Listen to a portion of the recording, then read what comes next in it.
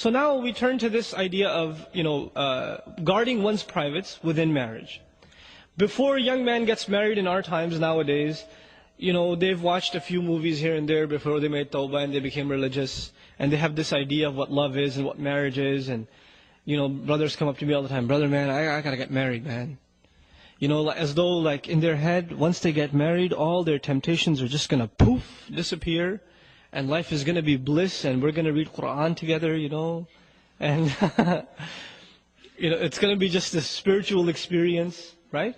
And there's this fantastic view of what marriage really is. Those of you that are married are probably not even laughing right now because they're like, what? Because, what is he talking about? Because you don't even remember feeling that way, right? So, yeah, it's many a times you do run into a brick wall because what is shown to us about marriage, our idea of marriage, especially the modern mind, whether Muslim or otherwise, the modern idea of love and companionship and a man and a woman together, the idea of it is basically the same as dating. Okay? And dating means you have all the fun and when things get difficult, you walk away.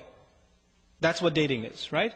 So what we actually, when we think of marriage, men, brothers and sisters even, when they think of marriage, they're thinking of the aspects of marriage that are like dating. But there's a lot more to marriage than dating, right?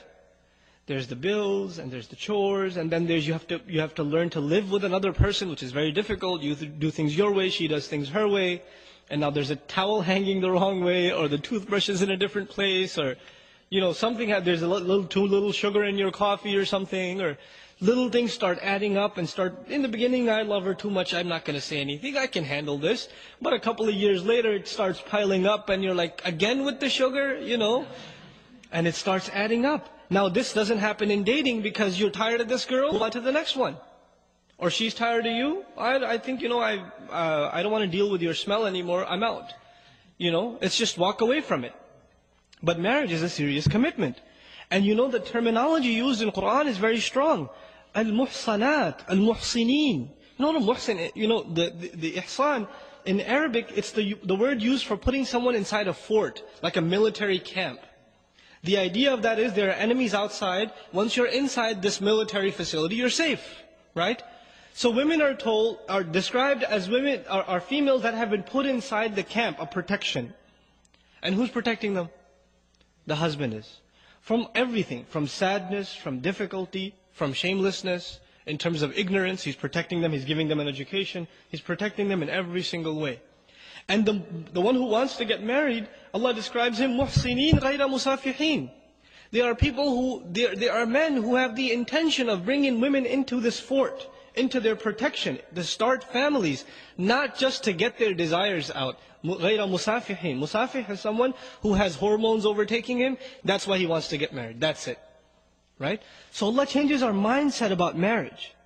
But if you marry for the right reasons, then you will have a healthy relationship with your wife. If you marry for the wrong reasons, and the wrong reasons are, I have hormonal problems, that's why I want to get married. And that's it. You know what? You're going to have a miserable marriage and you'll never be satisfied. And many of you learned this the hard way already. Because the intention was all messed up. The intention has to be to start a family, to please Allah subhanahu wa ta'ala, to increase the good in society. So now, the principle, the underlying principle in marriage, as it is in everything else in this deen of Allah subhanahu wa ta'ala, you worry about your obligations, and you forget about your rights. I know that sounds very harsh. But if you can do that, experiment it for 6 months. Forget about your rights, worry about your obligations. What can I do for my wife? What more can I do for her? Can I buy her a gift? I haven't given her anything for a long time. If she makes a mistake, pretend like she didn't even make it, right? وَإِن تَصْفَحُوا وَتَغْفِرُوا تَعْفُوا وَتَصْفَحُوا. Tasfahu means cover the page. When you cover a page, you can't see the previous page, right? So if your wife makes a mistake, you pretend like you don't even see it, right? Instead of bringing it up and again with this, So you cover her mistakes, and you go out of your way to fulfill your side of the obligations. You go out of your way to show sabr and compassion and overlooking, and even the hurtful comments, you don't respond to them except with a smile, etc., etc. You go out of your way to do your part. Because when you start expecting You expect certain things from your wife. She should take care of me. I have physical needs. I have psychological needs. She should give me company. She should be nicer to me. She should smile when I come home from work instead of frowning at me all the time and reminding me what groceries I didn't do or what laundry I forgot to finish, right? She should be nicer to me. There's always these expectations in your head. And you know the believer, who does he expect from? The believer expects from his Lord, right?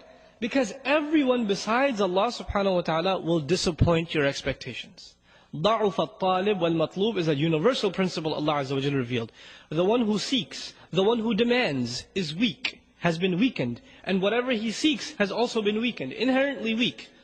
So long as you place any hopes in creation, you are necessarily going to be disappointed.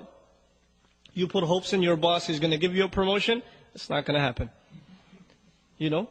You put hopes in a friend, he's going to come through, he gave you an appointment time, he's going to pick you up, he's going to be late. He's not going to be able to make it. You put hopes in creation, you put hopes in things, they will disappoint you. Allah Azza wa Jal wants us to learn to place hopes only in Him. And then when this attitude is developed, then what happens is, if your wife gives you a little, you're very grateful because you weren't expecting anything. A lot of times what happens is, we read a couple of Islamic books, maybe a couple of hadith about the rights of a husband and the rights of a wife, and what the crazy thing that happens is, husbands are reading about what husbands deserve, and wives are reading about what wives deserve. As opposed to the opposite. Husbands are supposed to be reading about what? What the wives deserve. But everybody's obsessed with themselves.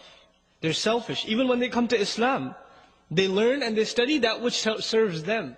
So for example, parents, they may not know any Qur'an, but they know وَبِالْوَالِدَيْنِ إِحْسَانًا.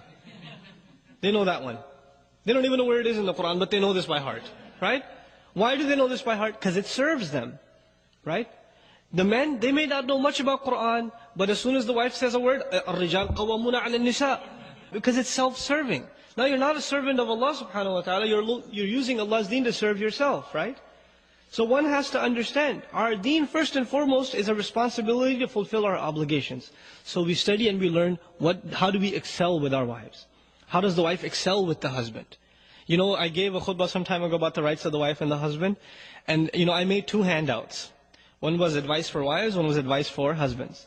And I said it over and over in the khutbah. Don't read the rights of the husband. Husbands, don't read those. Just read the rights of the wife. I made a handout for you, don't read the wife's handout. Read your handout.